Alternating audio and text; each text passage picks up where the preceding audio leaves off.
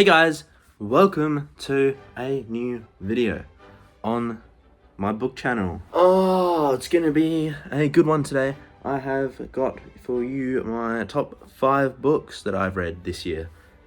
This list is probably not gonna be favored by a lot of people because I am very basic. I just splashed myself in the face. I thought that this could be another good opportunity to show you guys what sort of books I like to read, what sort of books I am reading, and what sort of books I think that you guys should be reading as well. And maybe to get some recommendations from you guys for other authors or that you think I would enjoy. Anyway, I'm not gonna hold up any longer. If you do enjoy this video, please think about dropping a subscription and liking this video. And please comment down below any recommendations you have for me, because I'm always looking for new books to read.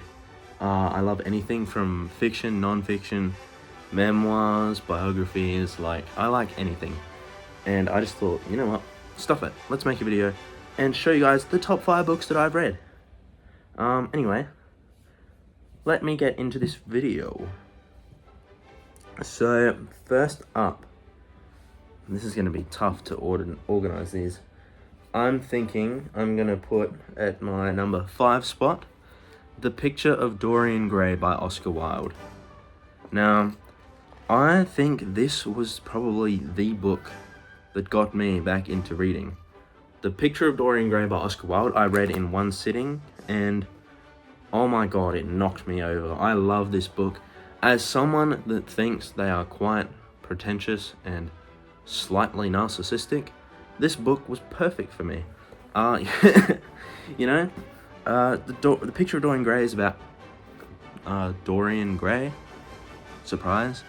He gets a painting done of himself, and he sort of makes this little bit of an exchange where he gets to live 2 lives. One of them is the front of his facade that he shows to people, where he looks young, charming, and just forever has this awe about him.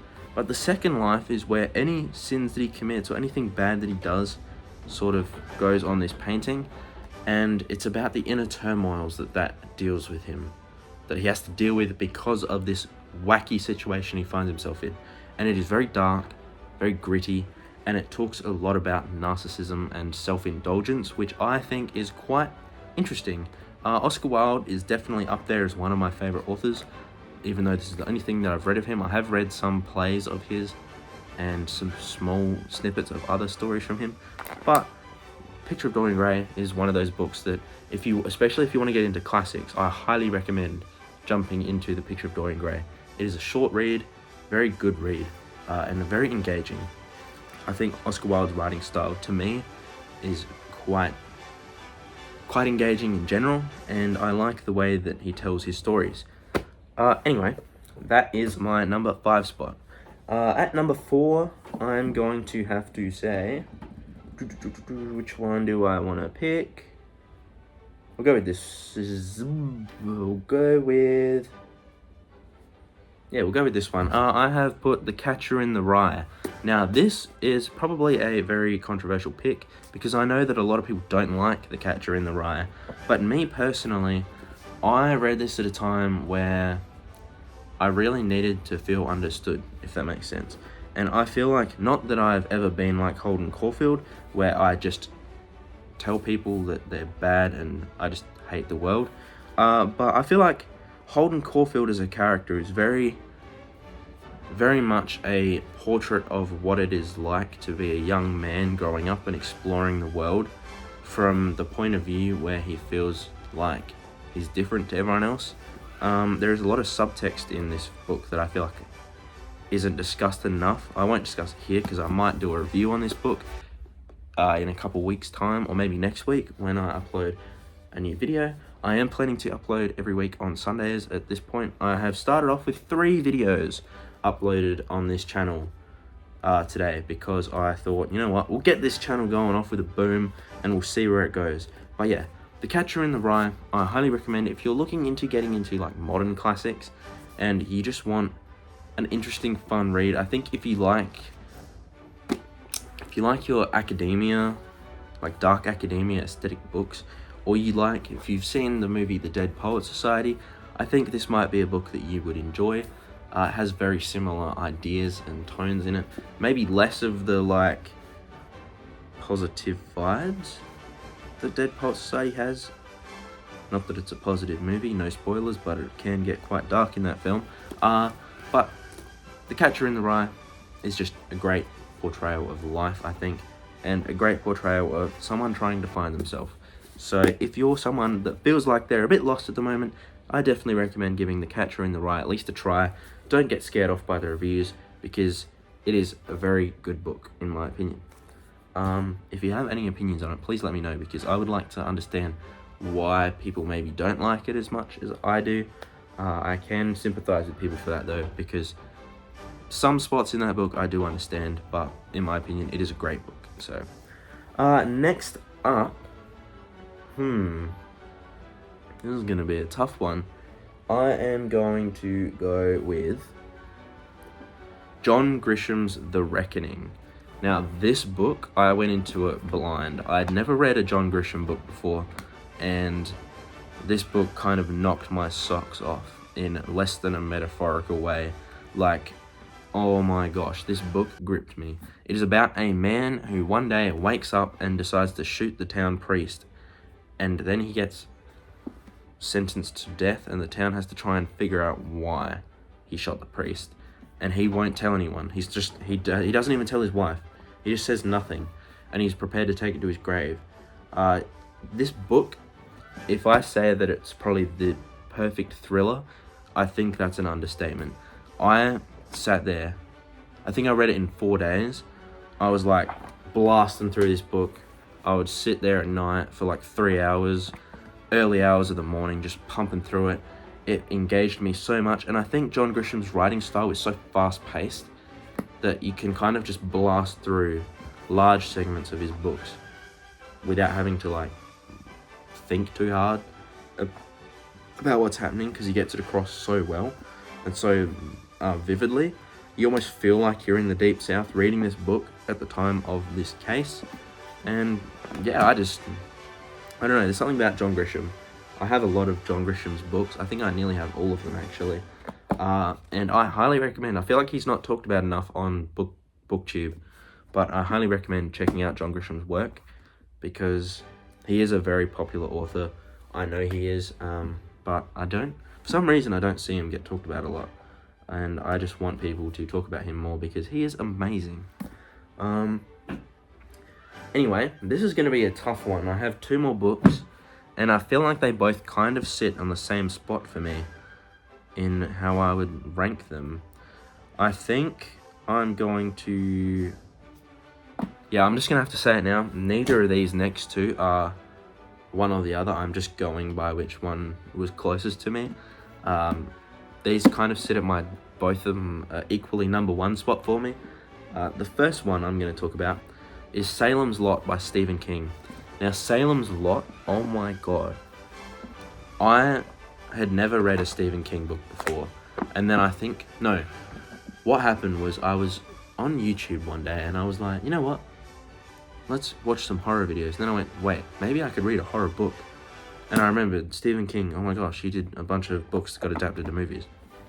And I went out and bought Carrie and read that in one sitting, and shitting my pants is an understatement. Like, that book frightened me, and I was sitting like in the dark reading that. And then I went, you know what? I have to get more of this guy's stuff. Inject the Stephen King into my soul. And then I went out and bought Salem's Lot, which I believe was his second book. If I say that Stephen King's earliest stuff is his best stuff, I think a lot of people may agree with me. But because Salem's Lot is so immersive. I love small towns. I grew up in a small town. Salem's Lot is set in a small town, and all the characters are people that I could imagine being around, and it's the life that you would experience, and that just made it so much more real and terrifying for me, which, like, to the point where after I finished this book, I went to have a shower and freaked out that there was a vampire in my bathroom. Like, oh my gosh, Salem's Lot is just perfect. it's a modern retelling of Dracula. I think that's what Stephen King's pitch for it is that it's what if Dracula was in small town America in the modern day, and how would he go being in that environment? And that's all I can really say about it, is like that sums up the story perfectly. Like, it's a mystery whilst also not being a mystery, because you know something wacky's going on. And I love this book. I highly recommend, if you haven't checked it out, to check out Salem's Lot. I feel like it's one of the least popular Stephen King books. Not that any of his books are unpopular, but I think it's one of those ones that kind of flies under the radar when it gets recommended, even though it is one of his best. 500 pages, no, 700 pages in this version. It's just a great read.